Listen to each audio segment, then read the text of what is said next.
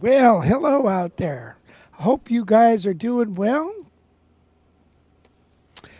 Welcome. It's been 2 weeks, and welcome to another live broadcast coming to you from Atascadero, California, in the central coast of California, one of the prettiest places you'll ever see. And anyway, we just got back. We just flew in from Nashville. Was that yesterday? Day before yesterday? Spent all day yesterday trying to recuperate. And anyway, so here we are. I wanted to do the live stream because while the CAAS was still fresh in my mind, the Chet Atkins Appreciation Society convention was fresh in my mind. And so anyway, thank you guys for joining us. I see we've got some folks on the Zoom. You can interact with the library with a Zoom call, or you can just watch and post on the YouTube. So either way is fine with me. I see we have Jerry and Locke hanging out over here, if you see them. They're somewhere over there. Anyway. It's the Colorado contingent here, it looks like. I guess so. Colorado guys. Yeah. Is it Colorado or Colorado? Colorado. So it seems like I heard George Bush pronounce it like that one time. Anyway, we got a wonderful show just lined up. Just a fantastic show. Wes is here working the buttons. Gail is on the message board. And let's see. We've got a few people. Guitar Vox from Wisconsin. Monkey Raider. I wonder if Rich owns a nylon string gypsy jazz guitar like the Selmers that Django played. No. Gail says, welcome all. Hello from North Texas. Arthur, 54 Lefty. Justin Hertz. Hey, Justin. Are you going to get on the Zoom so we can see your beautiful face? Yeah. And then, there's William. Hey, William, what's happening, man? William's over there. He's in Colorado too, right? Yeah. So, Jerry, you guys ought to get a band together and go on the road to Wisconsin. Take it on over to Nebraska or do something like that, man. That'd be cool. Talking about the pronunciation of Colorado, I'm not a native, but I call it Colorado. So yeah. I'm from West Kentucky. That doesn't sound right, but we'll go with it. So that tune that I played is called Walking After Midnight. And I'll tell you what. Okay, so at the convention, I've been on this diet and and at the convention on, I think it was Saturday morning, I woke up and my hands were the best they have ever been in probably 10 years. And I could actually do this chord, a 13th, and I could do this major 7th. But now things have changed and I cannot really do that chord anymore. So this morning I kind of got inflamed or something. I don't know what it is. But do you live in high altitude? No. No? Okay. We're pretty much sea level. All right. Yeah, so it's like, but they're in Nashville. It was great. I couldn't believe it. It's like I just about cried. Well, that's what my daughter said, humidity, but usually it's the lack of humility, which I have none. So that usually makes it more, like people go to Phoenix, where it's dry as can be for their arthritis. Big Steve 007, hello from Olympia, Washington. Anyway, I opened my little set with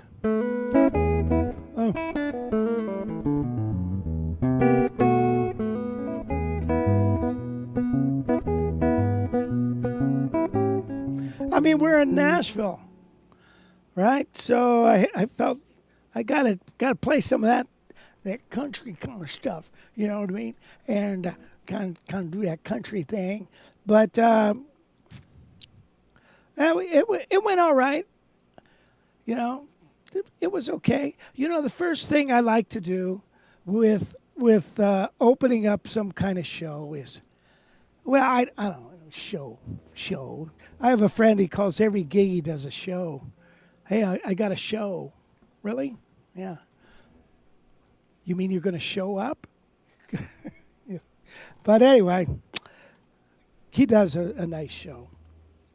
But anyway, so I said, hey, I just heard, I just got an email on my phone. The police have just confirmed that the guy that jumped off the Nashville nightclub, downtown Nashville, off the 5th floor, was not a bouncer. So everybody thought that was funny. And I said, he kind of went splat.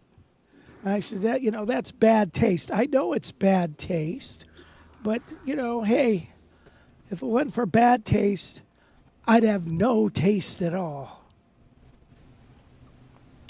So anyway. That joke left me kind of flat. Yep. Okay. And then, there's always the one in California. They're trying to save money like crazy, so they can just give it away for something else, and somebody else can steal it. So what they're doing is they're combining the fish and game department with the highway patrol. It's now the Department of Fish and Chips.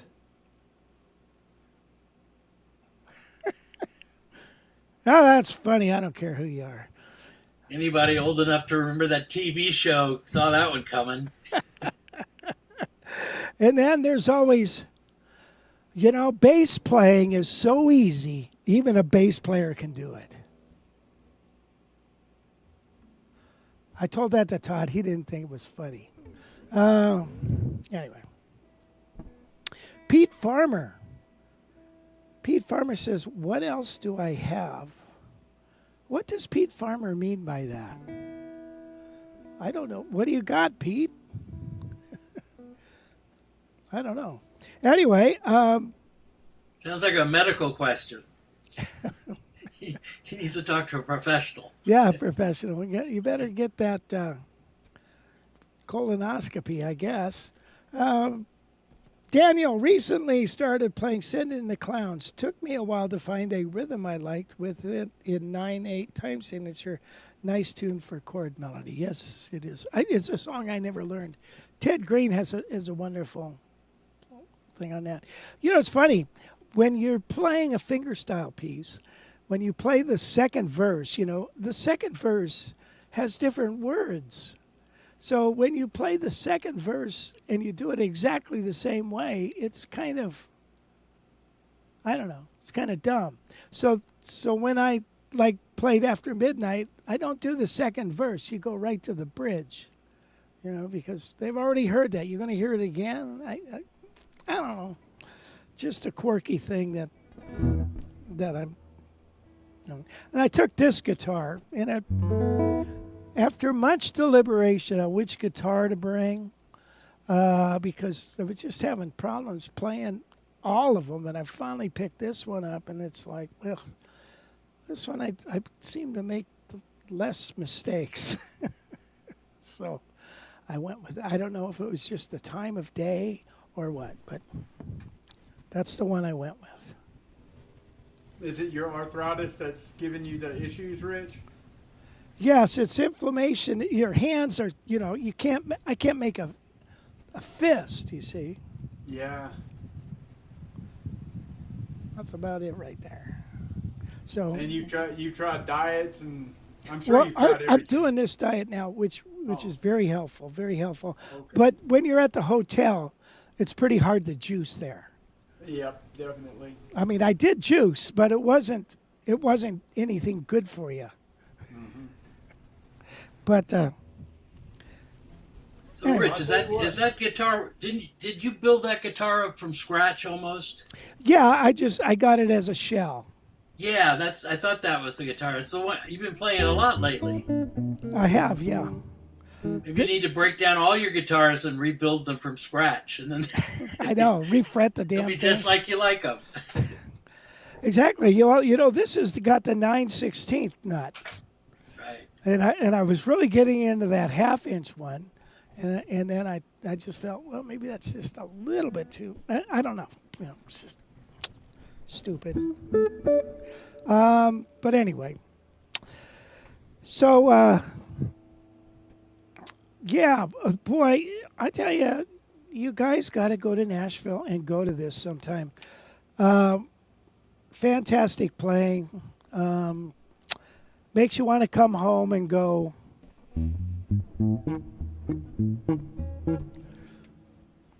And you know, it's like I said, you know, Chet, where I lived, Chet was not even on the radar.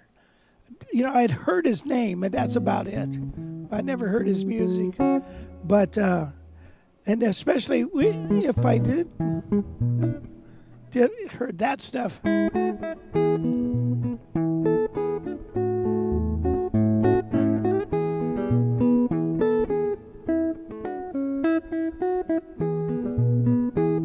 I'm like, every song is a 2-beat boom chuck polka.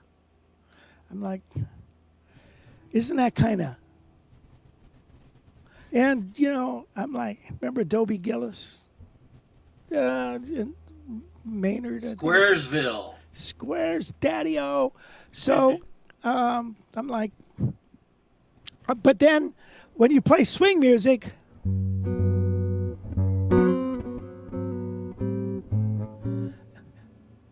you know, some kids might look at that as, man, that's kind of square too, that swing stuff, you know.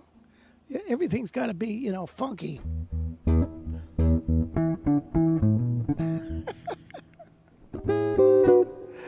Was a funky singer, yeah. What was it Mark Knopfler said about they don't give a band a damn about any trumpet playing bands? I don't know. David Clayton Thomas passed away recently. Blood, Sweat, and Tears. Everybody loves that band. Louis from Mexico. Welcome, Louis. Nice to have you here. How you doing, Wes? Everything working back there? Yeah, keep going. Okay, goody. Oh, boy. All right, so, yeah, so, you know, we did that. By the way, here's Walking After Midnight. If you guys, any of you guys ever learned this tune off the website? Speak up or forever hold your peace. Yes or no? Anybody ever learned it? No. Okay. I did see that Gail posted in the chat that the lesson was in there, so definitely going to take a look now. Okay. All right, so one thing about learning tunes, man, is people like to hear them. If you just work on improv all the time, I mean, that's fantastic. But does anybody want to hear it except other musicians? That's, you know what I mean? So, but I do. I mean, I like it. See, I just put it in the middle, just for a little. Some reason this thing is that wired out of phase. I got to take it all apart. Okay. Yeah, so go on to here. There it is, Walking After the Midnight, which apparently, when I was reading about it, it was written by Block and Hart, for those following along. Patsy Cline didn't really like the song. So it's like, well, but it became a big, giant hit. Crazy. All right, so remember now, this is your live stream.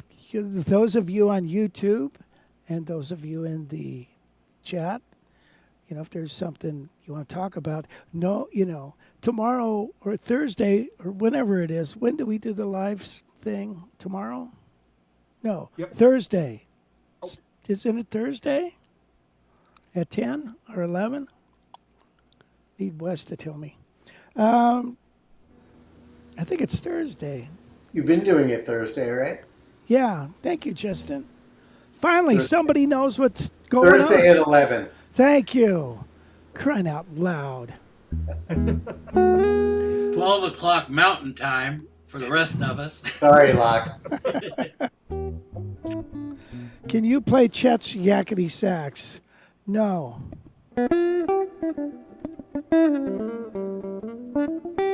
I don't know any Chet stuff.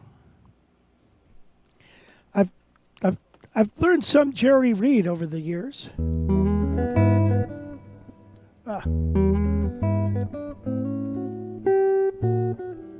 Jeez Louise.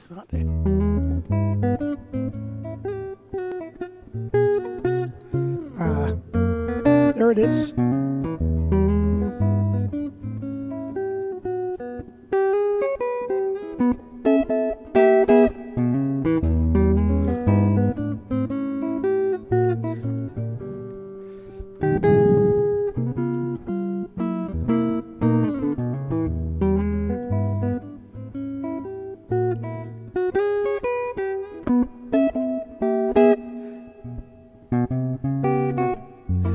Something like that. That was good. Jeez. So what? how many players do you think were out there in Nashville? 50. 50. That was- 50 artists. That was it. Oh, 50 artists. Okay. How many people were there? About 800. Oh, okay. Wow. I don't know about now, but there was a time when there were 1,352 guitar pickers in Nashville. Yeah. I think it's, they're falling out of the trees. They're all these good players. There's so many of them. They just fall out of the trees. So Joel Henderson finally shows up. And Joel, I thought you were going to be at CAAS. I was looking for a real thin guy because I heard you lost weight. Maybe that's why I didn't see you. But anyway, Joel, missed you there. I thought you would be there. Jeffrey Himes, I thought Jeff would be there too. Robin from Newbury Park. Hi, Rob. How's it going, buddy? Wait a minute, man. This is bugging me.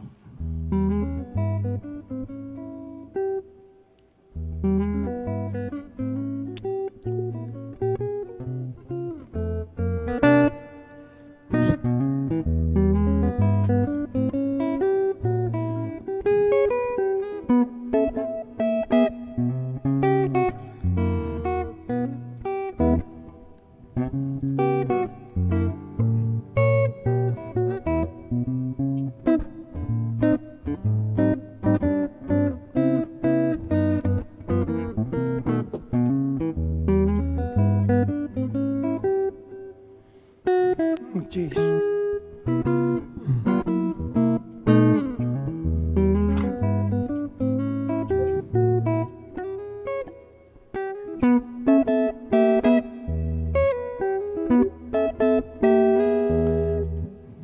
Something like that.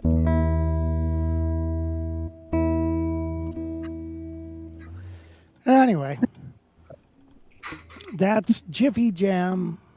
Jiffy Jam. Oh, nice. Which isn't on the website.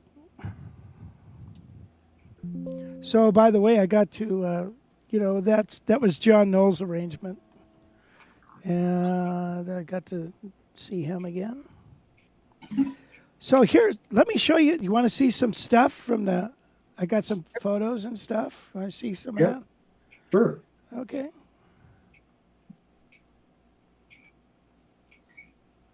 Okay, go. All right, well, tell you what, let me start with this. let's see where to go.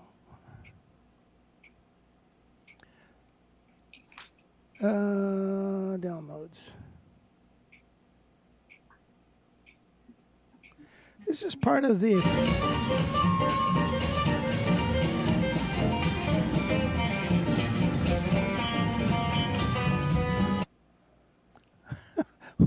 Hold on here, guys. Hold on here. Full screen. Ay, ay, ay. And I got to do a.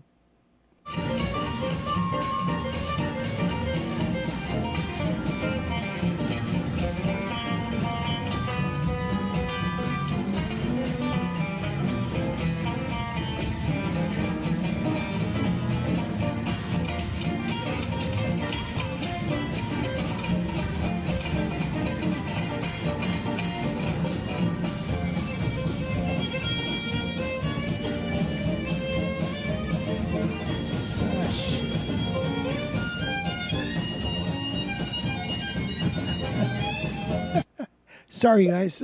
Let me check. I thought it would, when you rotate the video, I thought it would, do it. Instead, I get this.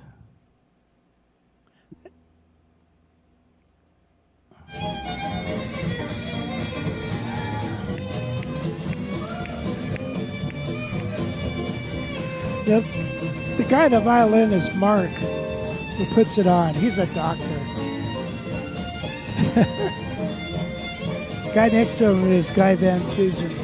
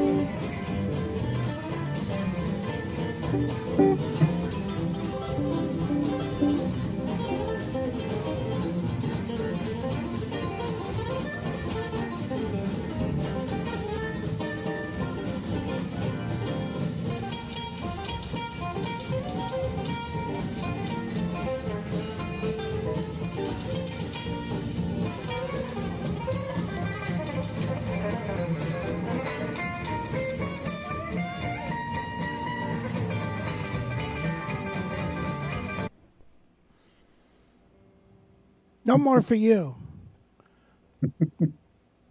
Cut. Okay. Wait a minute. There's more there. Let's see. Let me go back here. What do you think?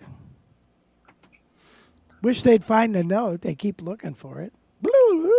Somewhere around there. They're playing in B flat, which sort of I thought those guys only played in like C and G.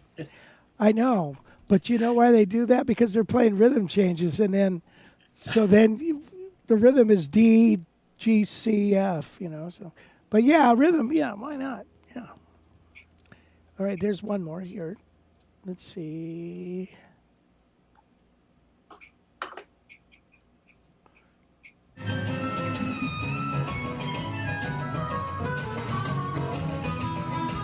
This is Isn't She Lovely? Oh, jeez.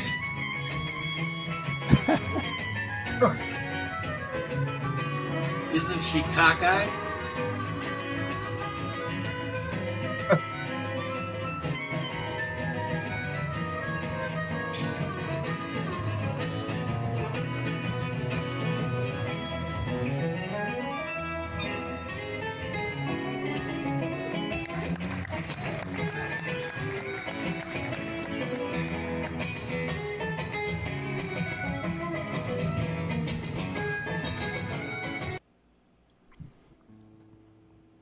So Richie, is that Pat Bergeson playing the Harp, harmonica? Yeah.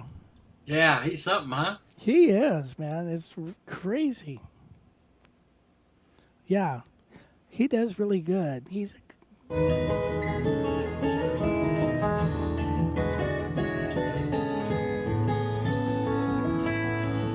That's Parker and Tommy. Parker Hastings.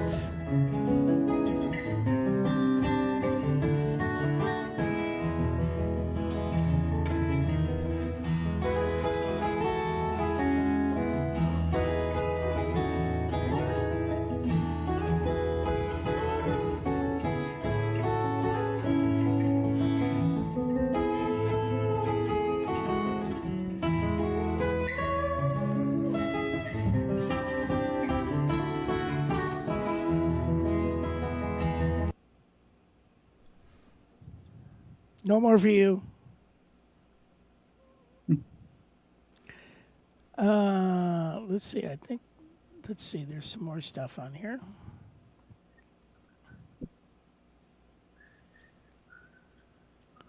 Oh, come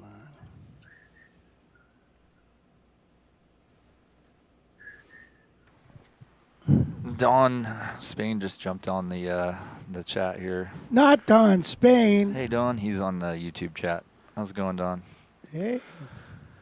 Comfortable Kansas. Boomster Black says he's getting dizzy from you rotating that screen there. I don't blame him. Hey, Greg. And then Joel said he thought you would be thinner as well.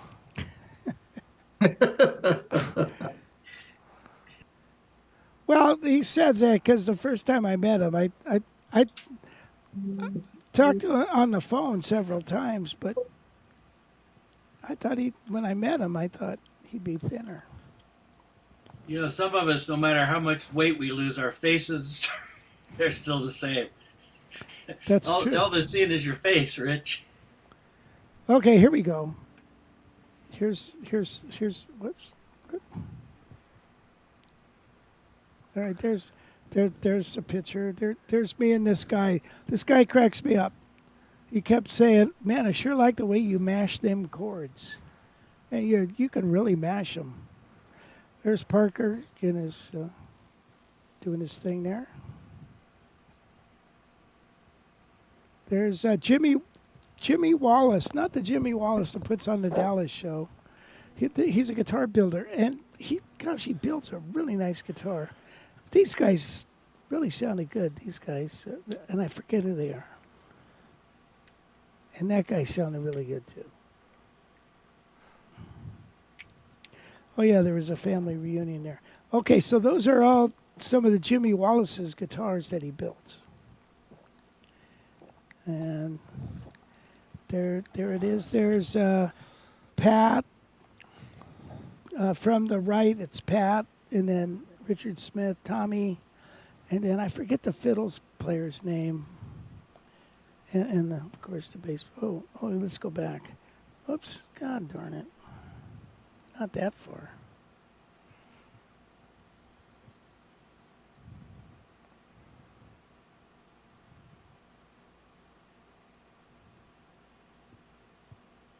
Bear with me, kids. All right, there is the guy at the glasses is Bobby Cochran. He's the cousin of Eddie Cochran.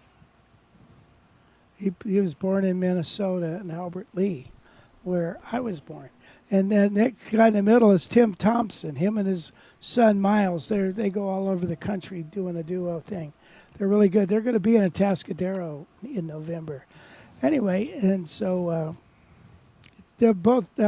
Tim is. We go way back. He's really fun. He's a fun guy.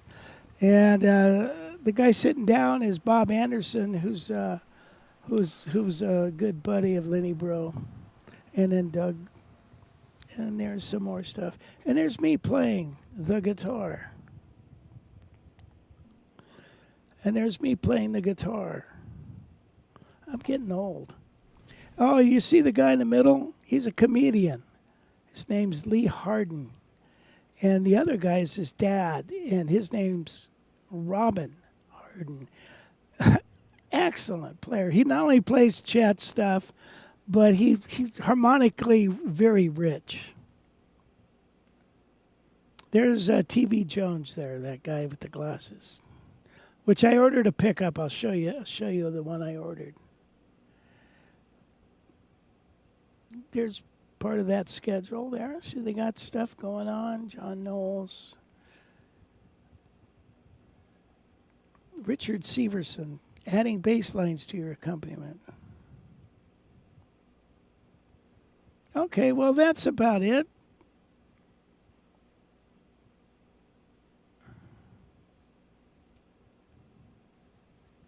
Oh, there's the view from our hotel room. Pretty nice, huh? All right. Well, thanks for watching. Rich, I think you showed those guitars that Wallace, you said his name was Wallace, that he builds? Yeah? Is he one of those guys that Fender's going to go after for copyright infringement? You'd probably think so, wouldn't you?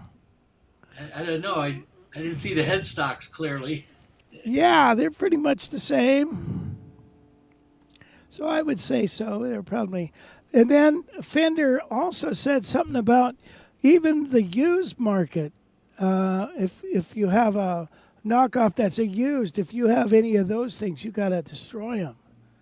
It's like, yeah, right. I'm gonna destroy this handmade, whatchamacallit, with the, yeah, right. Okay, so I did this class on playing with walking bass line. So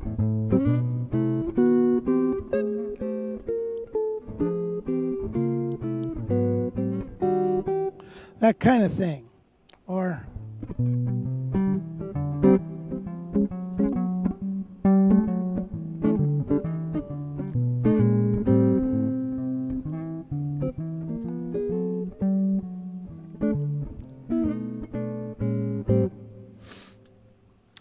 so we're gonna do. I'm gonna show you a bunch of tricks on that.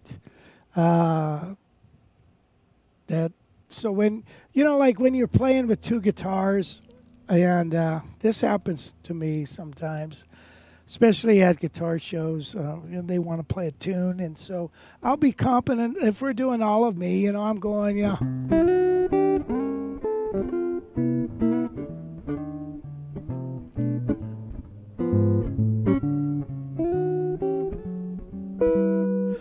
So I'm playing a bass line and it's moving along.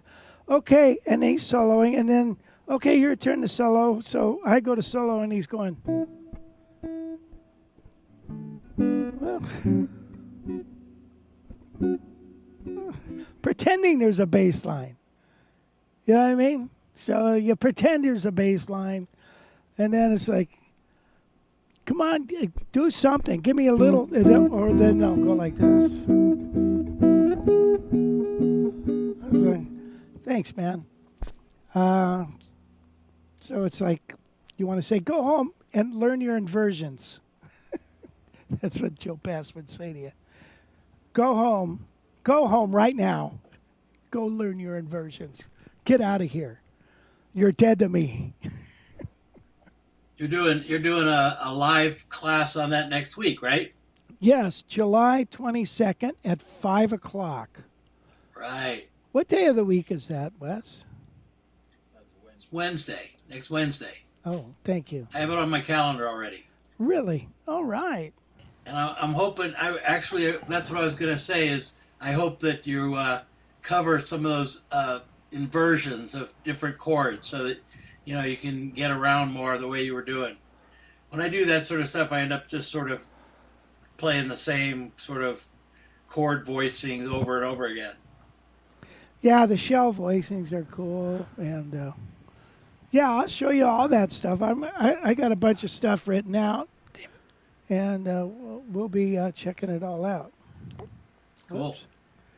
So anyway, that's the name of that. So please join me if you got a chance. Yeah, you can go there and then pre-register right now. Just go there. If you're a member, you can just click on the button. This is what you're going to see if you are not a member. And you can subscribe, and it does come with your membership free. So if you're just a member for $19 a month, this is included. If you're not a member and you don't want to be a member, but you still want to do the class, there's an option for that too, $29. You'll see it under there. So go to the link. I'll throw the link in the chat right now. And yeah, pre-register so we know. I think we got like, I don't know, 20 people. So there is some space left, but we want to know who's going to be there. So jump over there and get it done. Thanks. Yes. Get her done. Yes. So, Guitar Vox, you have a great ear because, yeah, he said, was the last song that Parker and Tommy were playing Saltwater Gets in My Eyes by Julia Lennon? And the answer is yes, it was that. And Tommy told a real heartwarming story. He said he met with Julian in London, and they talked for a long, long time. Julian said his dad told him before he passed away that if anything ever happens to me, I'll get in touch with you through a white feather. And so he goes to Australia, and the Aborigines, or what are they called? The Indians there, what are they? Aborigines. Yeah, that too. And so they were doing this thing where they're trying to preserve the nature and stuff, and that's, stuff. And out of the blue, they presented him with a white feather. And he's like, holy cow, that's amazing. So I thought that was pretty cool. It's a nice little story. Okay, anybody else? Let's see. Wait, what is Jazz Cardano? Wait, what is Jazz Cardano? I don't know. What are you talking about, Don? Joel, your roommate got sick and refused to ride 7 hours each way with him. I hear that. Is that your friend, that dentist? God, what's his first name? Really super nice guy. Yeah, I don't blame you, Joel. I feel like I got sick somehow. I don't know. I got. So this morning I got up, which is a good sign. Whenever you wake up in the morning, you know it's going to be a good day. Well, maybe not if you don't wake up. It might even be better. So I practiced a little bit in my room because you know my routine. I get up and I make a cup of coffee and I go practice. And it's pretty warm out in the morning, so I walked outside and started playing. Lo and behold, this one deer comes over and she's looking around, and then two little fawns come around and they're all just sitting there listening. And then a yearling comes around, a female, and then another male yearling, young buck, comes around, and I serenaded him, no joke, for about 45 minutes of playing songs, and I'd whistle a little bit, just go, and look around, and it's funny as can be. And so maybe they'll be back tomorrow. It's kind of neat. At least you got an audience, Here is, and they really, they don't boo you either. That's kind of the nice thing about them. It's one of those gigs where a lot of dough's involved, huh? Really? Yes. Too many dads on this chat. big bucks. Telling their jokes. Yeah. So I have a gig tomorrow. You know, I'm always telling you guys, go create a gig, go do this. So there's this new coffee house that is a block away. I could ride my golf cart there. And so I was talking with him, and he says every Wednesday they feed whoever wants that. They make a dinner, a lunch, a beautiful lunch. Like tomorrow is going to be twice baked potatoes with a dessert and pulled pork sandwiches for $8. And he says they get about 100 people. And people come in and they partake, and the goal is to bring people together. So I'm going to go play there for tips. Tips of the burgers, tips of the... So I kind of create, you know, I didn't create it, but I thought, why not? I tell people to do this, and I don't do it, so I'm going to do it. I'll let you know how it goes. And the beauty of it is they're not paying for it, so I can screw up all I want. You know, I don't feel obligated to play really good. I'll just play like I normally do. So makes it a little easier. So I'd encourage you. I'll let you know how it goes, but I think it'll be fun. Be fun. We'll see how it goes. Anyway, this particular song is Study in D by Fernando Soar. I don't know if you know about this guy. He's like from I think the 1500s, 1600s, something like that. It goes like this.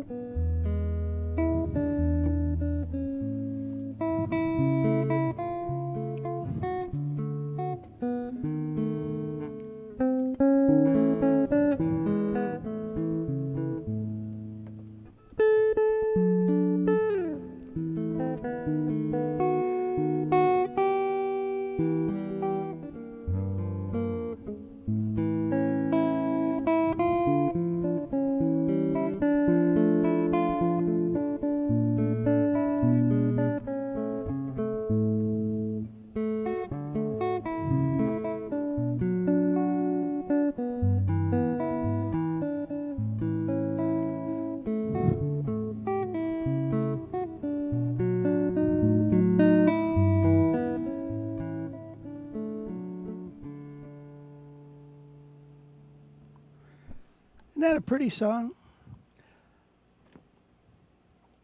We need more reverb.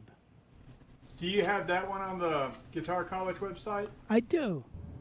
Cool. I'm going to learn that one, Rich. Yeah. You can get a lot of mileage out of that puppy. You know, like, you know, when you work a wedding, you know, the brides always want that one song, I forget the name of it. I think it's it's one of these.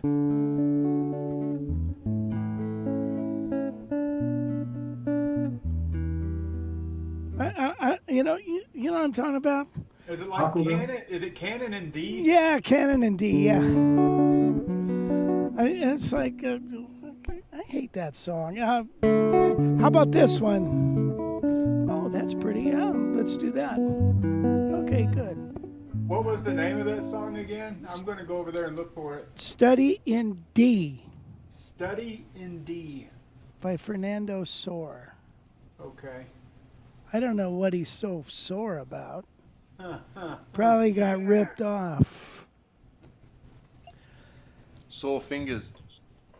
Soul fingers. Greg, what time is it there? 12 o'clock, midday. It's midnight? Wow. Midday. Midday. Midday. Oh, Midday. It's like g'day, but midday. Midday. Well, if it's midday, it's time to have you a drink. Yeah. Oh, it's almost 5-2. Can't drink anymore. No, you got to dry out a little bit. Sometimes you got to dry out. Stay off the bourbon. D Myers is CK55. Hello, Rich. I was wondering who is that? Jimbo. Okay, let's see. Anyway, so at the Chet thing, there's so many hot pickers that are playing all the, like I said, the 2-beat stuff and what have you. So I just felt compelled to play this. If I can find it. Yeah, they could pick more notes than the number of ants on a Tennessee anthill. Yeah.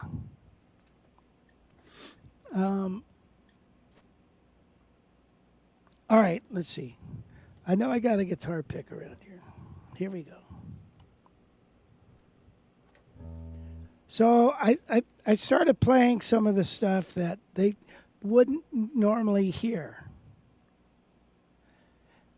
And by golly, Jimmy liked it.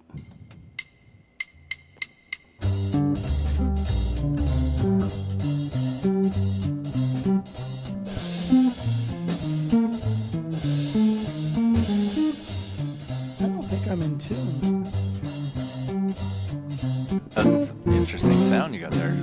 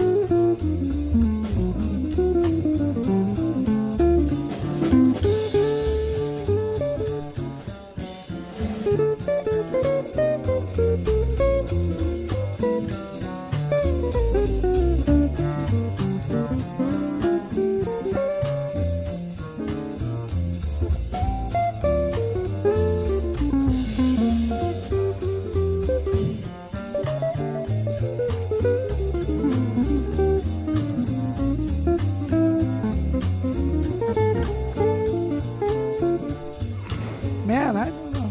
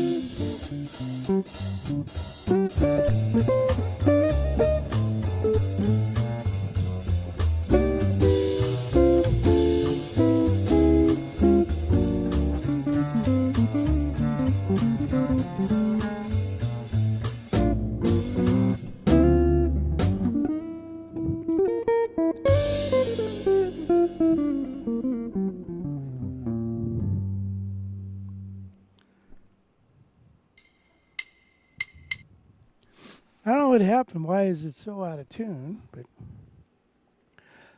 something went sideways. Anyway, that's 4 on 6, as you guys know. I think we did a class on that, didn't we, at one time? We that was a song we covered when I was doing the master class thing with Oh, yeah. Bill Reeves and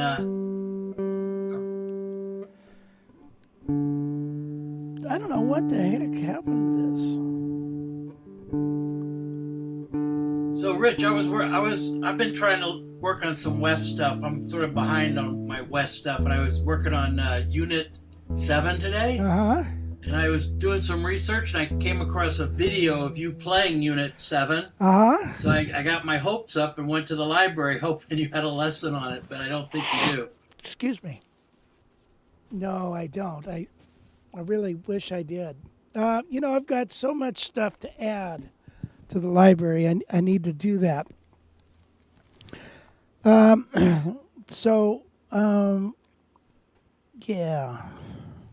You can consider that a request.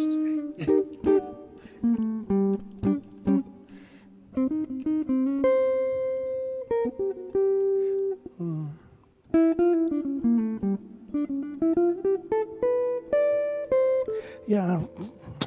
I'll have to learn it. Yeah. By the way, I ordered... Like I said, I saw a video of you playing it. You're playing it rather well, so Oh, huh. Well, just brush it up a little bit. brush it up. Let me brush it up a little bit, and we'll get it on there.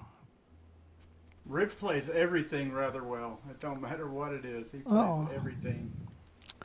Thank you. Thank you. I thank you. My wife thanks you. My sister and brother, which I don't have, thank you. How come I feel like, did this get turned down or is this guitar weak? Can you hear that all right? Look at the meter when you. I'm looking at it. It's in the yellow. It's loud. You always have these two setups going on with like you. If you're just like messing around on something, you should just pick one source and go with it. Like splitting the two sources is really hard for me to figure out which source is. You got the amp blaring back there. You got the direct signal. So yeah, I don't know which one you're even plugged into over here because they all got switched around and. Yeah, you know what I got going? I've got this amp going.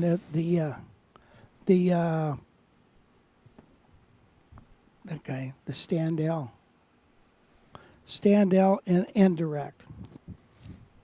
Anyway, I did this one too. You want to hear another song, you guys? Because I ended it with this because we're in Nashville.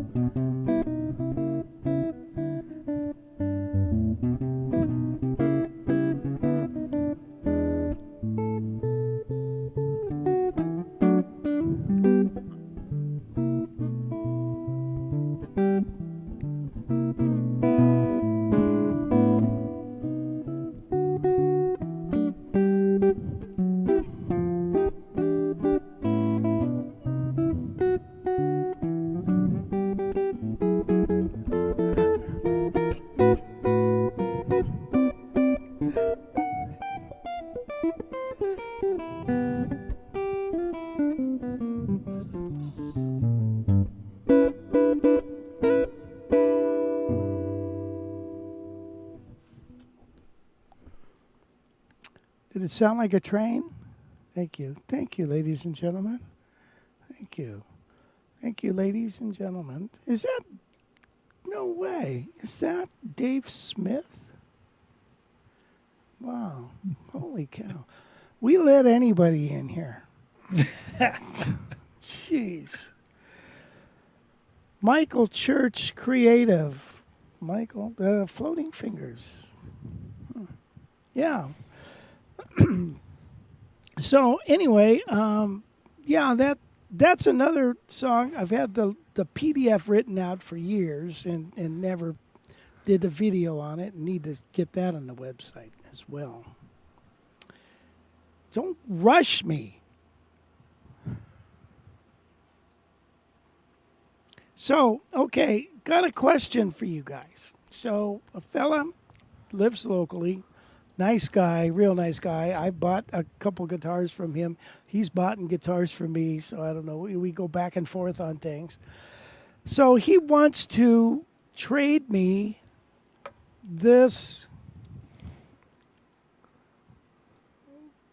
ES350 for ES150. He says it's a 1953. It's all original, and he said it's the nicest one you'll ever see. And an Ibanez Johnny Smith that he actually bought from me. And oops, that's the wrong one. Where the heck is it? It's over here. But you know, I had this one refretted and everything, and and it'll kick in a little cash. So I don't know. What do you guys think? Do you think I ought to do that?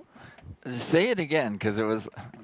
You say it one more time. What the deal is? Because Okay. you lost me. You're This like could- rambling and this- trailing off, and All right. like, All right, you made your point. All right, so this guitar, and in exchange, he will give me some cash, an Ibanez Johnny Smith, and an ES150 in beautiful shape, 1953, which I just recently sold one. Remember that?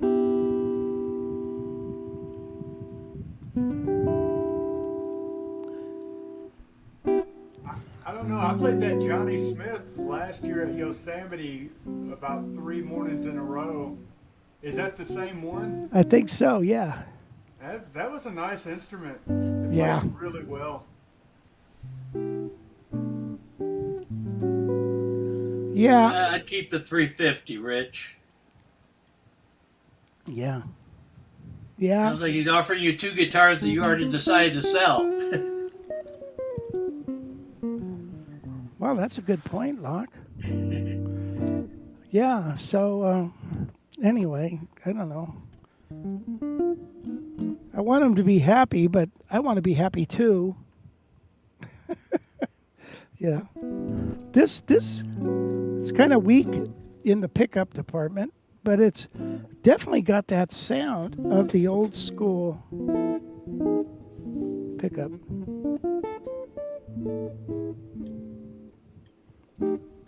So one person says, yeah, go for it. One person says no. So far the score is 1-1. Rich, what year is that 350? 53 with the original case. No, your I wouldn't do it. 350. Oh, my 350. I'm sorry. You're right. 51. 1951. But it's kind of a funny guitar because it almost looks like it's been refinished in some areas and not in others. But this, it's weird. Something went down with this thing, but and I'm not sure what. He put this L5 copy L5 tailpiece on it, but it's a bona fide L5 Japanese. You know, it's got the muter and all that stuff, the top buster or whatever they call that thing. Tune-o-matic, which it didn't have a tune-o-matic bed there. Did you have that one at the guitar camp? Yeah. Not this last year. The year before, though, I think I Year remember. before. thinking about Yeah, Yeah, it's a nice guitar, from what I recall. Yeah. I keep it. And you're not shy about switching out pickups. So if your only thing is you think the pickups are weak, No, I'd keep these pickups in. I'd just turn the frickin' amp up. It's got a nice sound. okay, there you go. Yeah. Yeah. No, I think it's and then I got it playing great too with new frets and everything. But it's no use swapping for swapping. Are you going to make money?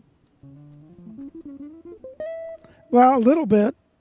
Maybe $1,000. I don't know. Is it worth it for the losing that guitar? I think you're right because the ES 150s are around all over, and the Johnny Smiths are kind of they're all over. These they're harder to find, and when you do find them, they want a fortune for them. So. Yeah, Rich, have you ever kept a Johnny Smith? I know you've had a few of them over the years. Have you ever kept one? Right, I don't. There you go. I kept them, for a year or two, and then you sell them. Yeah. You know, Rich, it seems like you're in the business of flipping instruments. So if you picked up 2 more to flip, that's just more work than the one that you got to get rid of that you're playing. Good point.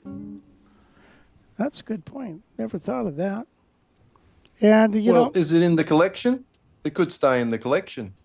What could? What? This? The collection. Yeah. I good. I like the way Greg thinks, Gail said. Yeah. What did you think, Greg? I didn't know you could do that. What's that? Think. He overthinks. Takes me a while. I was on drugs last time, so. Sobriety will do that to you, Greg. You find yourself thinking too much. No, the drugs are worn off now. So, Michael says, turn it up and play it. And, all right, I'm going to turn it up and I'll play it with a, let's see, what do I play? Let me do a tune with it. Let me turn it just up just a tad here.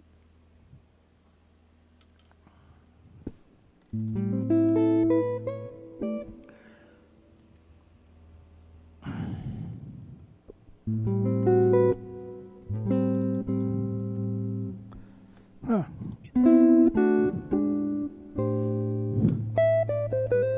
Get this mic out of here. I hear myself breathing.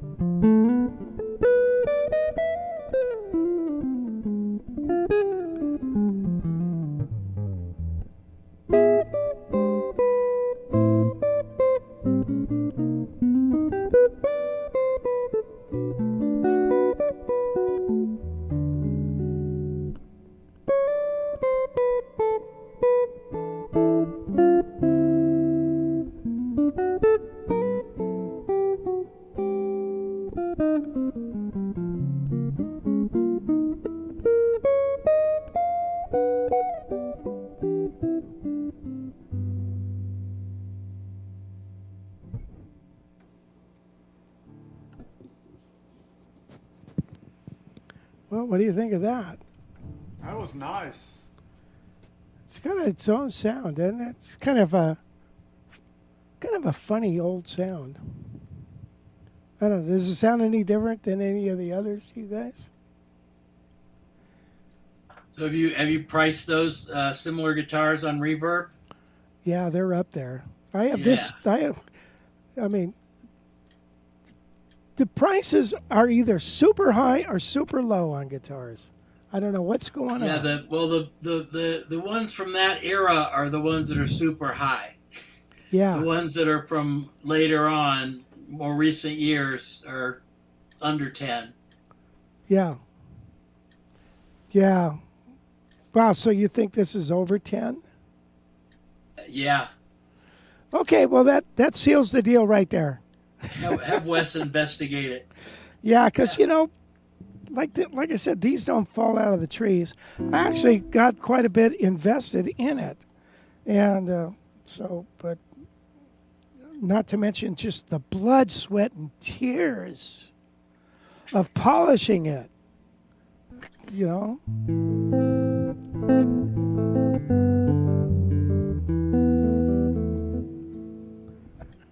I think the So- black pick guard matches your shirt, so therefore you should keep it.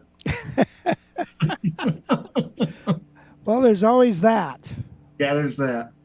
Rich, everybody in those more vintage guitars, the idea of things being original is such a big deal, but not the frets. I don't think so. If you refret it, that doesn't knock the price down, right? I think it makes it go up. I mean, You'd think. you look at a guitar. Okay, if it's been played, for 70 years or something, I mean, the frets are going to be, have divots in them and stuff. If it's been played, if it's just sat around, the original frets, I think, suck on half of those things. They're too low, and so no, I don't think so. Like buying a vintage car with the original tires on it that are bald. That's a good point. I mean, when you go to buy a car, okay, so let's say you're looking at like a 55 Ford. Does it matter if it's all original? If it's got the crappy drum brakes, the no power steering, and you know what I mean? Do you really want that, or would you rather have the kind of a resto mod, if you will? The only argument I've heard anybody make in favor of keeping frets as they were are some of those Gibsons where the binding comes up over the edge of the. Yeah, that was. That's Rich, really when I hard had- for them to try and emulate, duplicate that when they do a new fret. Yeah, Tom. When I had I sent this to Rich's friend Nate Largay to have him redo the frets, and he warned me that he was going to have to lose those the parts of the binding that come up over the edge, and he said because that guitar is kind of a vintage in the vintage area now, but I thought, I'm not planning on selling it anyway, so it didn't really come into it, but it was interesting that he did bring that up, that it might bring the resale value down. Yeah. Well, it all depends on the buyer. If it's going into a museum, maybe so. If it's going into the hands of somebody who's going to play it, right? So what is that, Locke? No, this is the 175 that I talked to you about.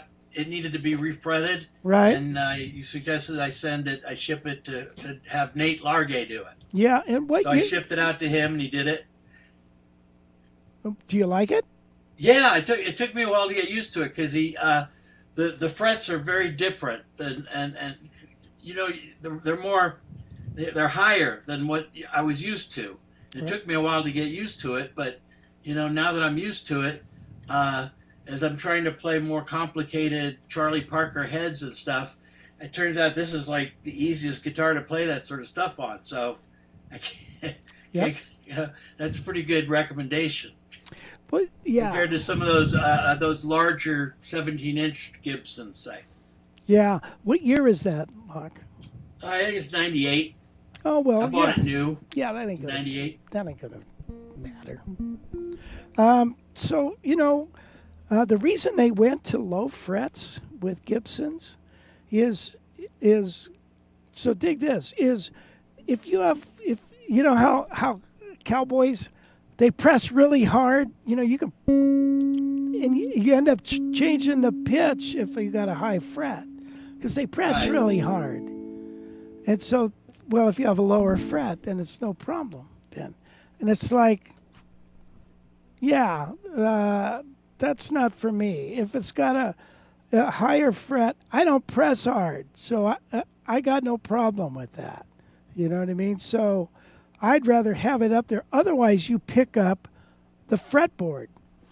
Your hand, you feel the fretboard. I mean, you still do with a little higher fret, but it's not as intense. And it used to bug the heck out of me when you play and it's like you're dragging your finger along the fretboard. However, it does change the tone. Sometimes for the better to get it off the fretboard. When it's on the fretboard, when you get more of that fretboard, it's a darker sound. I remember I had a Guild X550 that was actually Ted Green's. And Mitch Holder said, man, this guitar, it has such low frets. He said, the thing sounds like a lute.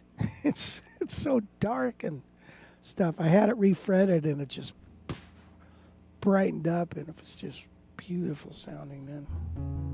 Well, I find that the higher frets make me more inclined to fret right on the fret rather than behind it. Oh, really? The higher fret. Oh, really? Huh. Yeah, I'm more cognizant of placing my finger right there on the fret rather than just sort of getting it in between. That's interesting. That's really interesting. Don't you feel the fret more when it's higher? Yeah, and if it's too high, it's speed bumps. I hate it. Yeah. So that's why I said, I don't know what fret you agreed on with him. I said, Locke, tell him you want the frets that I get. Because I had him match the he said he was going to match because Eastman puts the fret information on their spec sites. So right. I gave him the specs on my Pisano because I like the frets on those. Yeah. And he said he would match those. Yeah, good. That's good. So, I love the frets on Eastman's. That's never been an issue. Never been. I had a 68 335 that I played many, many years, 20 years, and it was a love-hate thing. And I couldn't figure out why do I hate this thing and like it. And it's like I sold it, and then I bought it back, and I sold it again.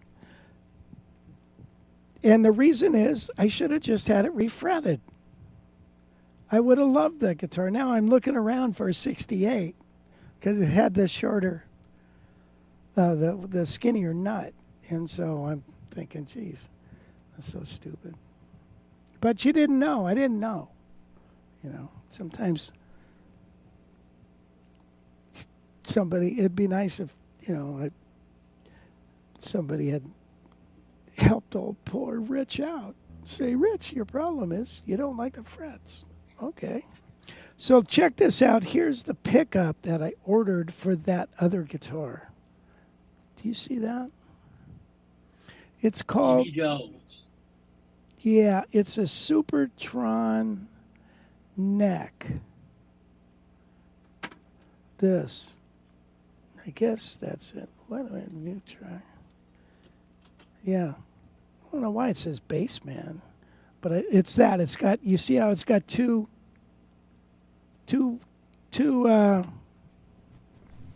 what do you call those things? 2 bars. Rails? Yeah, it's got 2 rails. Now, TV Jones was there, and so I got to talking with him a lot, and so I'm going to check this out. And if I really like it, and by the way, he said, I could make you a dealer. But when I listen to this, God, I hope like hell it doesn't sound like that on my guitar. But where are you thinking of putting that pickup? I'm going to put it on this 68 on what I was just playing, that one. Oh, okay. Right now I've got a Howard Rendell wall on it. And it's okay. See, the problem with this guitar, in my opinion, they shot the body again with lacquer. And it does this to it. You know? So I don't, but you got to deal with it, I guess. That's all. Hey, Rich, have you ever played razor edge cabinets or acoustic image amps? Yes. I don't care for them. Get yourself a Hendrickson. Yeah, I got the Hendrickson 10-inch speaker cabinet. Yeah. Like it a lot. Me too. Yeah. So, Rich Razor. I mean, he in the acoustic image amps, they were really groundbreaking. Tell you a funny story. I went to hear a friend of mine. He was living in Taiwan or something, Hong Kong. And so he came over here, and we were in the Dick Clark group together. And I used to give him lessons when he was a kid. And so he's playing upright bass, and he's playing down at the airport. And we were down in that area at a guitar show, so we went to go see him. And he's playing with this prim and proper pianist from Japan. Real nice guy.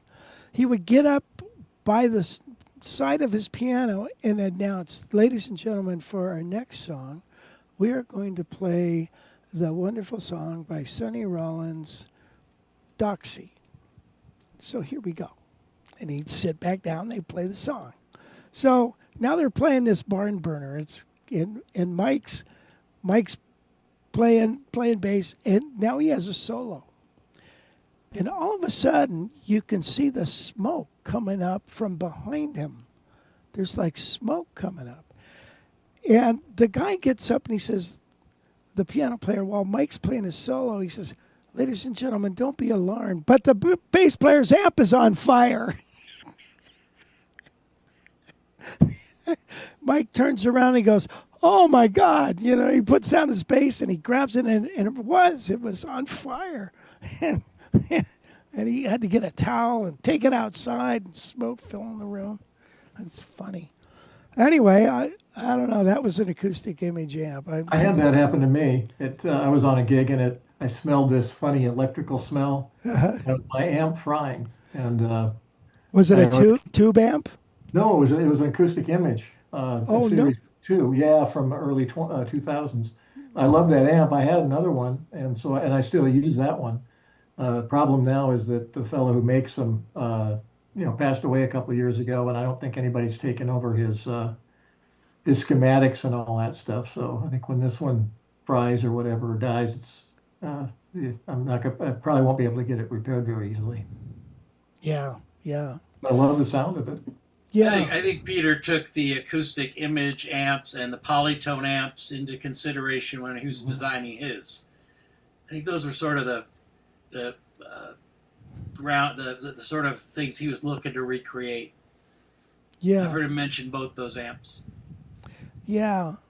Those are cool amps. And yeah, I don't know what his dad did. His dad, Brad, who was on here, came to the camp, and he brought one of the original Hendricksons, the Jazz Cat amp, whatever it is, and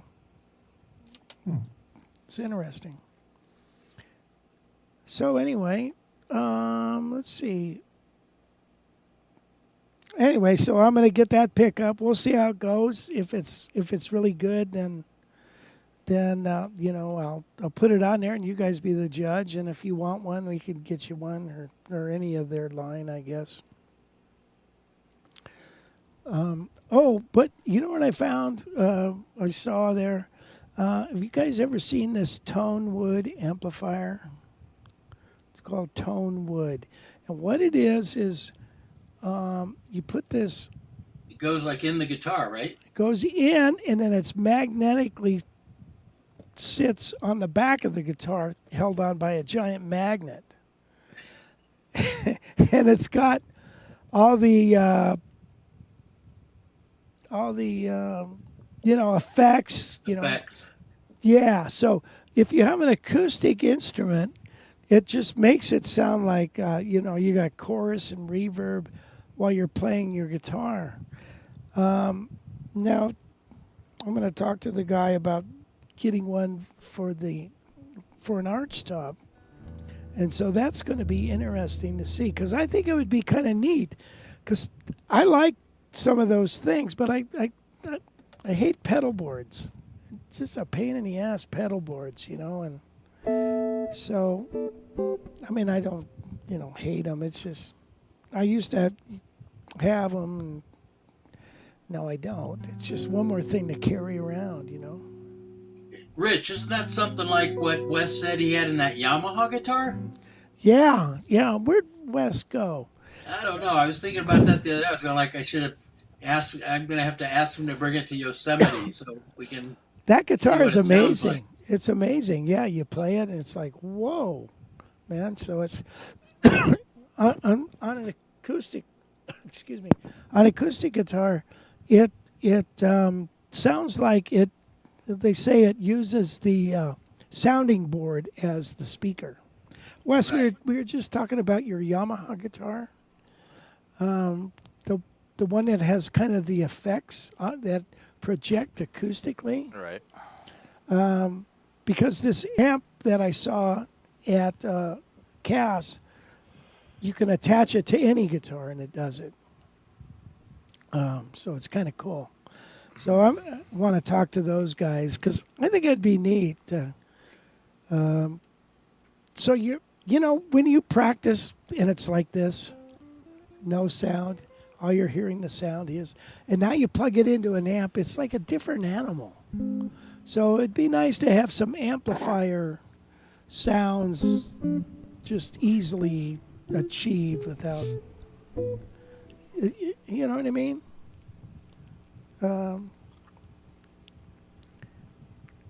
Chris, I'm going to have to throw this amp in the lake after hearing what a fire hazard it is.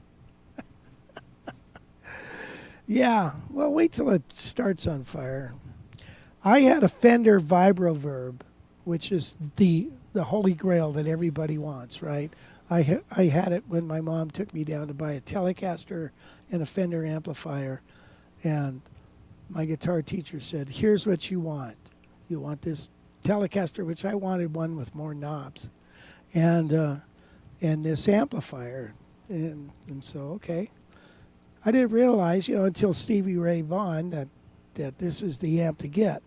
But I was playing on an after-hours gig one time about 3 a.m, and all of a sudden I'm playing, and the amp is starting to distort. And I'm thinking, wow, this thing sounds bitchin'. Turn around and freaking smoke just pouring out of it and stink like heck.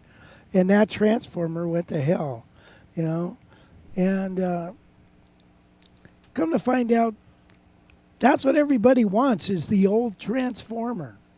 And so it didn't have that old one anymore. So I guess that's why I probably didn't like it as much afterwards. Anyway, how much we learn in time. Big Steve, are you speaking of the tone wind amps? Yes, I am, Big Steve. Okay, well, anyway, guys got anything in particular?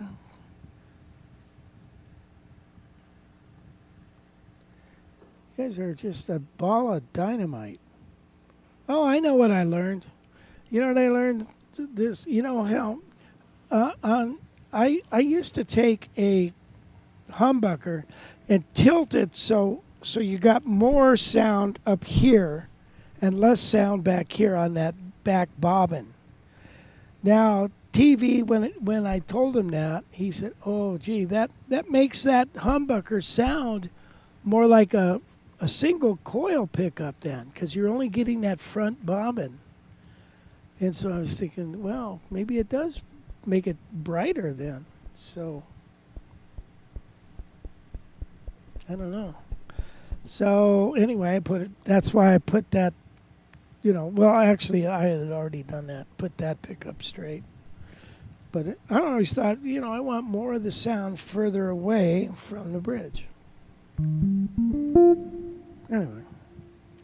I just saw something the other day, some pictures. It was mostly British bands in the 60s and into the 70s, I guess, got into a thing where they were all taking the covers off their pickups. So what's the effect of that? Greg, you might know, right? Because you're kind of a rocker. No, I like them on. I don't like to take them off. What? That was the thing that happened. They thought it made it hotter. I don't know if it actually changed the sound at all. But that was Early like DiMarzios. Yeah. But it was like a style, and a lot of people started to do it. Yeah. Yeah. The early DiMarzios started it, I think. Well, yeah, my guitar teacher did that. He was a rocker back in the day. He did that, and it's like, does it make a difference? I don't know. It does. Can you move the bobbins closer to the strings if the cover's off? Maybe. No. No, not really. Well, you have the thickness of the cover, which is minuscule. Negligible. Yeah, and then but you also have. I would think your magnet would have more pulling power on the string. Wouldn't you think? It doesn't have to go through that. And if it's nickel, on the old pickups it was nickel, so the magnet's got to go through that. So I'm thinking, yeah, maybe there is something to that. The pole pieces were adjustable always. Yeah, sure, the pole pieces, but then it's you don't get the whole bobbin. Rockin' bobbin. Yeah, rockin' bobbin. You know what I mean? So anyway, I don't know. It'd devalue the pickup. Yeah, I guess, yeah, it's like I got pickups, like, okay. So now I'm seeing some of the patent number pickups from the 60s. They want a fortune for these now. Forget about the PAFs. Now they want a fortune. And I've taken all the covers off most of mine and put on a pretty cover because the other cover just looked like terrible, And so now I guess I devalued that. Make sense?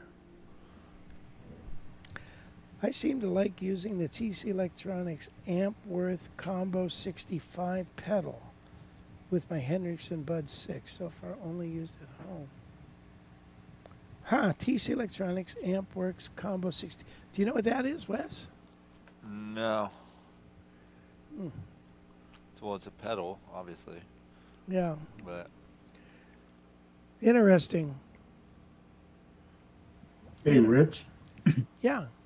just to mention the thing about pedal boards. I mean, I don't know. I got one of these little things. It's called a Fender Micro. Oh, yeah. No. Ever heard of them? But I've used it on my electric guitars, and you can dial in all the pedals you want just about and choruses and everything else. And never thought about it on a arch top, but when I'm practicing solid body stuff at home, Does it have a speaker in it? no, it's you plug this into your guitar input, Right, and then and you plug this. You have to have an auxiliary on your amp, and of course the Hendrickson does. And you just plug that in there, or if you've got some monitor speakers, you can plug it in. I plug it into my monitor speakers, and so that little gadget just takes the place of pedals. This was the first generation. I think they've got 2 or 3 generations since. oh But wow, I don't know. It's pretty handy, and it beats carrying a pedal board around, I guess. Yeah. Even though some of the boutique pedals are pretty hard to beat. yeah, Yeah, no but kidding. for a quick imitation, these aren't bad. Does it work as a headphone amp as well? Yeah, you Gary? could do that as well. You could plug your headphones into the Right. end of it, and yeah. Huh. So yeah, and then it's just USB to charge it up. So pretty simple little device. I think they're like $99, but yeah, I just thought I'd mention that. For what it's Thank worth. you. Not bad. So Don Spain says he has a 63 Vibroverb Tweed. Wow. That's worth a lot of money, Don. Well, thanks, Jerry, for sharing that. Well, check it out. What the heck?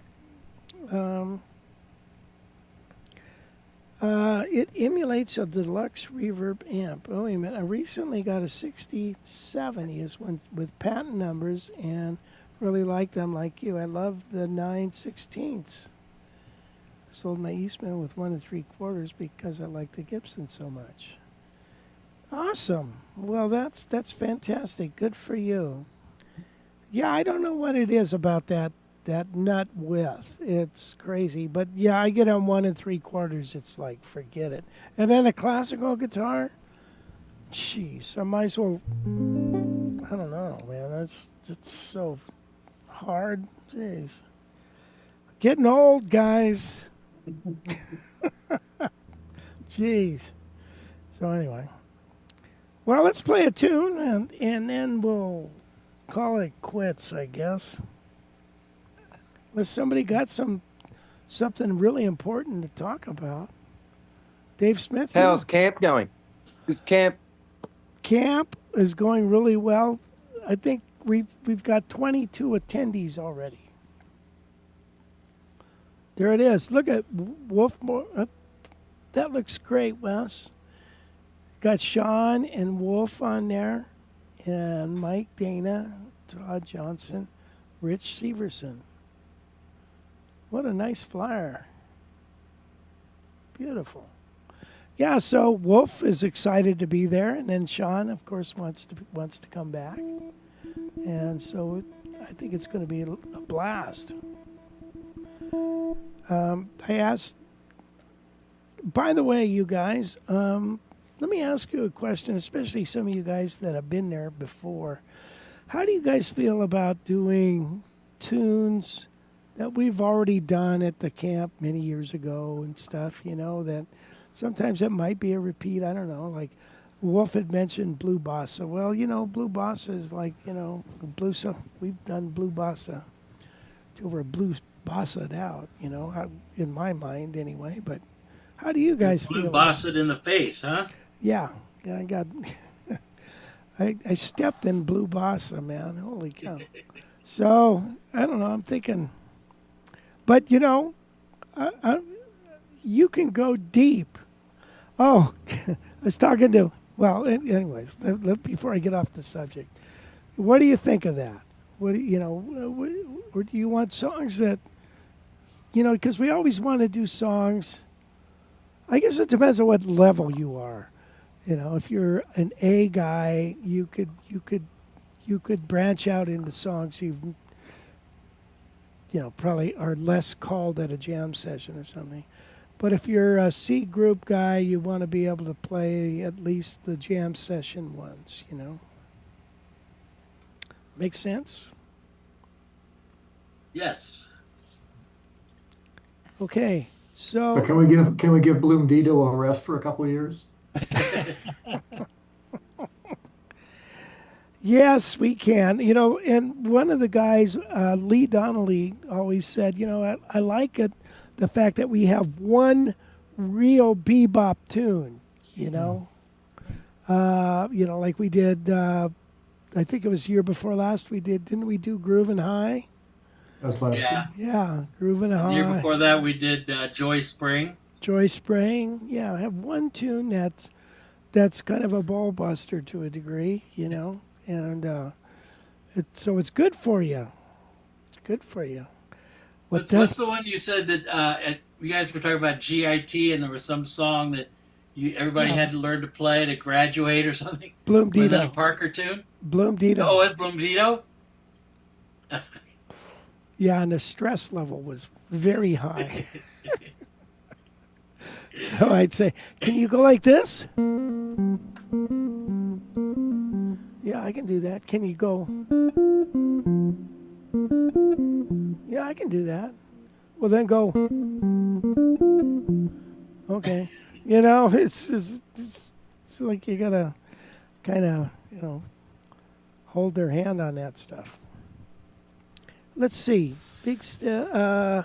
Don Spates said, why not? They are classics as long as it is not Satan Doll. I love Satin Doll. Yeah. Satin Doll is one of those songs like Girl from Ipanema or let me think of some other ones that have been played so many times. All of me. Yeah, and there's so many bad versions of it.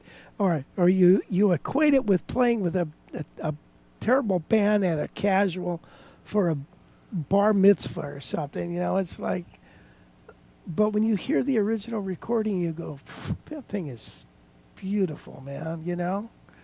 That shout chorus on Satin Doll, geez, come on. So I would like to, let's see, Danielle says, I would like to see the struggle that you would go through trying to work out a tune you have never played before. Yeah, that's what I was like that too, because then you can kind of learn it with them. You know what I mean? You had to learn it. Well, know what it's like how the best way to navigate it. Yeah. 'Cause you just did it, so it'd be real fresh for you. Yeah. Yeah, that's and we did do that this year. Let's see, what was the tune? Yeah, Yardbird Suite maybe, or that was a tune maybe I'd played 6 months before the camp, on a gig. And I had gotten called. I had read the music before in my life, but never really played it that much. So that's a great little tune, though, don't you think? Yeah. Scrapple from the Apple's the other one that I kind of think of when I'm thinking of a really melodic Charlie Parker head. Now, I think we did that one year. Scrapple? I think so. I don't know. That doesn't. Not since I've been there. Oh, my picture's frozen on there. Sweet. Yeah, that's. I think that's a great little tune. I'd go for that. That's a good suggestion. I'll look into that.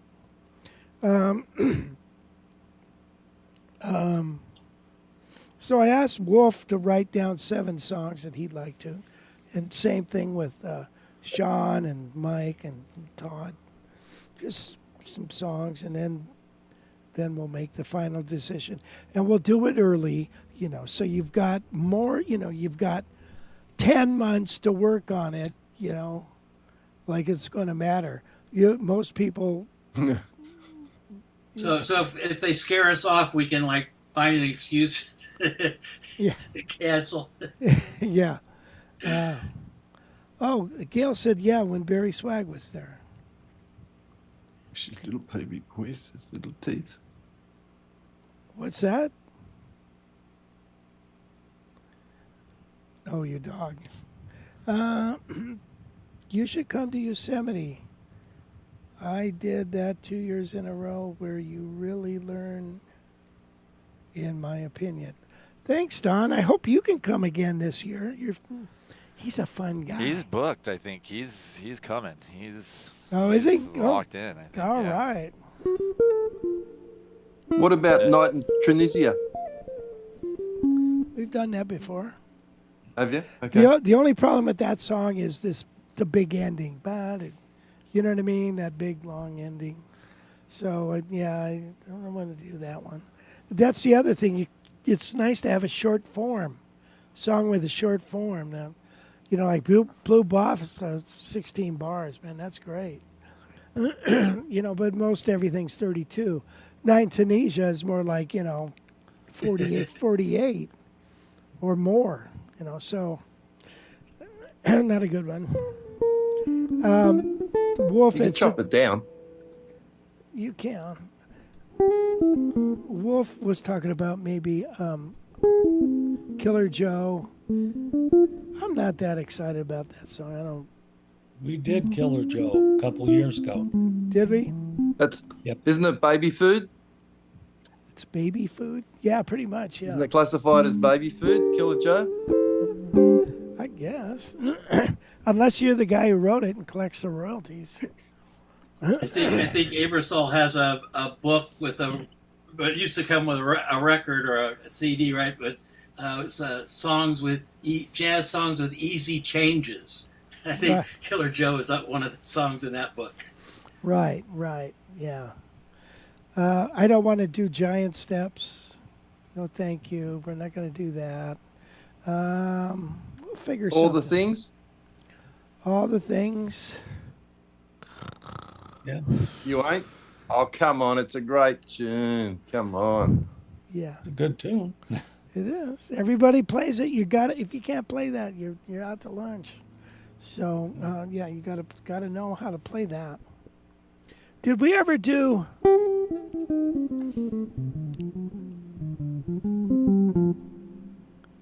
Donna Lee? No. So let's really bust some people. What about that? Wow.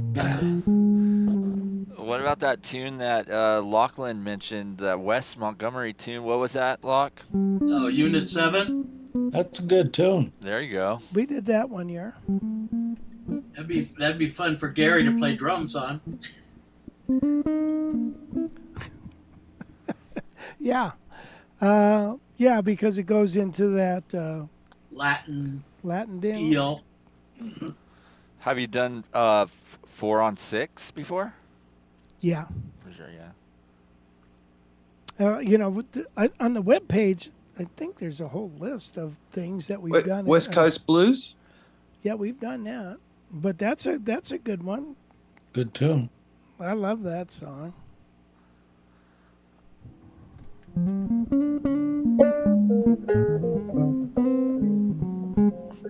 How about your song? The West Side of Heaven? Yeah, there you go. Oh, that'd be good. Is that what was playing at the top of the show while we were like our waiting room music? Yeah. I don't. Yeah, that might be in there somewhere. There's a bunch of tunes in that waiting room on that waiting room jam. Yeah, I think I was listening to that and thinking that was a pretty cool little ditty. Well, I'm not at all opposed to that, but calling it a jam. But the right there you go. You're not going to be. Oh, look at that! My camera magically just started working again. Crazy. You're not going to go to a jam and call it, and they'll say what? What else is on Wolf's list?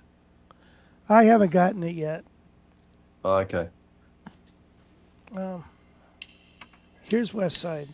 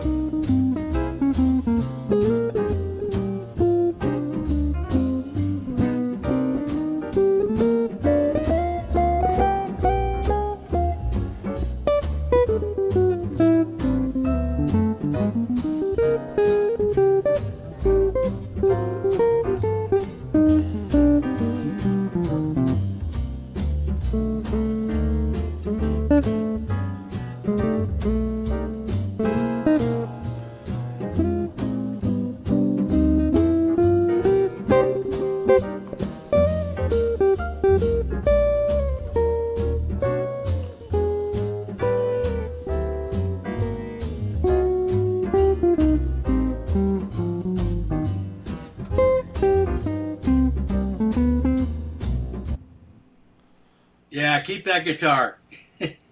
Really? Does it sound good? Yeah, it sounded good. That was the song I was listening to because it was. I need to get more like double stops and movable chords and things into my playing. And I really that song's got a lot in there. Yeah. Well, I'll run that by those guys. I mean, I'd love to do it. I think it's a great exercise because it's got the kind of West changes where it goes. It's minor. It goes, but then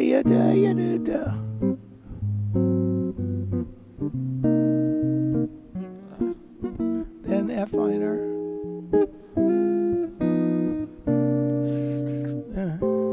and then B flat, and then B minor, A minor, A flat minor, and then.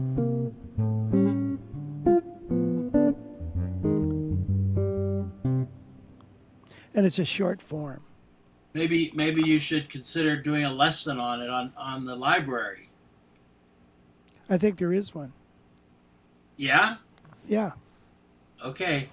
I'll wait for Gail to post it. She'll know. She'll know. Gail will know. Oh, cool. Yeah. Yeah, there is one on there. Look, here you go. This one right. West of heaven, west side of heaven. West side of heaven. Okay, great. Yeah, there's 4 lessons on it. You got a jazz, soul. Oh yeah. Okay. Or 3. Sorry, 3 lessons. There's a series on it, and then you get mastering the west side of heaven. You get the head, the solo, and then the improv insights. Cool. So there you go. Yeah. Man, those thumbnails, Wes, are great. Yeah. But yeah, definitely try to keep working on getting those songs nailed down as soon as possible, because that'll help more people want to sign up if they know what songs they're going to start working on. And then, again, we have anywhere from like 10 to 18 slots left. But there are hotels, too, nearby that if it does get too crowded, you could stay in one of the hotels like 5 minutes away. Yeah. But I can park my RV there too, right? Yes, sir. RV hookups for sure. Hookups. Yeah. That's a good way to do it. Many people have done it. For sure.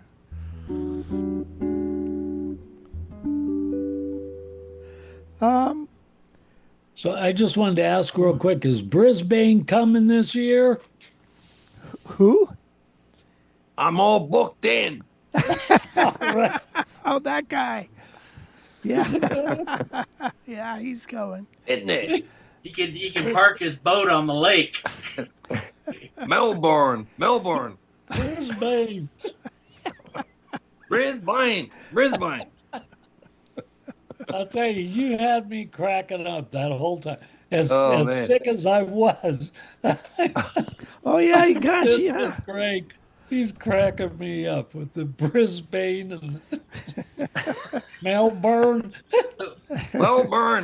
So wait, Adelaide. Is that why Greg went back to Australia and got sick? Were you laughing at him? Did he get sick? Oh, I was already sick.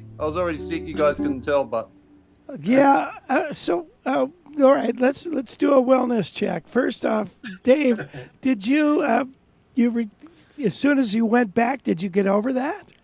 No, I died. But no, it took me about another 4 or 5 days to recover. Oh. I don't know. To this day, I don't know what it was. It wasn't then just an allergy like we were thinking. I don't. Must have been all the fresh air. Yeah, that's true. That's true. But to mitigate that, this year coming up, I booked a private room just in case. Yeah, I'm sure. Yeah, that's a good idea. Yeah, I'm booked in. All right. Hello, Wes? Brisbane. Yeah. Wes got my deposit, didn't you? Yeah, You got you're my good. deposit? Yeah, good. Yeah. Yeah. I'll see you in Brisbane. Is Tom coming? Tom, I think is coming. Are you coming, I'm Tom? signed up. I'll be there. All All right. right. And Locke's We're all coming. in. And Justin, I think, right? You guys are all in. Yeah. I'm going to skip this year. Yeah. So, Greg, so what about the tumor? What'd they say? Yeah, they got it off. I've got a picture of it if anyone would like to see. That's all right. I want to see it in a jar of formaldehyde. Did they? He said it was level 2. So like 1 to 4, the chance of cancer was like level 2. So I've got to have a check in 6 months, but hopefully it's he's cut it all out. Oh, good. Okay. Good. So, Where was it? On his kidney. On the kidney, yeah, it was like a fatty. Yeah, it was. He said it was cancer. But I caught it early. Good. That's why I'm telling everyone to go for a CT scan. All you guys should all go for CT scans every 2 years. Yeah. You never know what you're going to catch. You got to catch it early, whatever's going on. Yeah. It's true. They do. They catch things really early now. That's why the recovery rates are so much better. Yeah. CT scan. It was not a baby. It was a. It looked like an abalone. Isn't that north of Brisbane? Yeah. Tasmania. Are you gonna bring a real guitar this time, Greg? I thought everyone liked my Squire. I thought the Squire killed it. It did sound good. It really did sound And it fits in my bag. That's the good thing. It fits in the bag. Yeah. I don't want to drag a nice jazz guitar all the way from Sydney to Yosemite and find it in. Might as well use it on the fire. Chuck it on the fire. Yeah, that's true. Have a barbecue, have a cookout when we get there. Put another Gibson on the Bobby. Yeah, put another 175 on the Barbie. Squire on the fire. Squire on the fire. You can't swing a dead cat without hitting a 175 at that camp. Maybe at the end of the camp, we can have a fire burning ceremony. Yeah. Exactly. We all wear cloaks. And It's like hoods. You know, I tell you, man, 175s, there was a period I just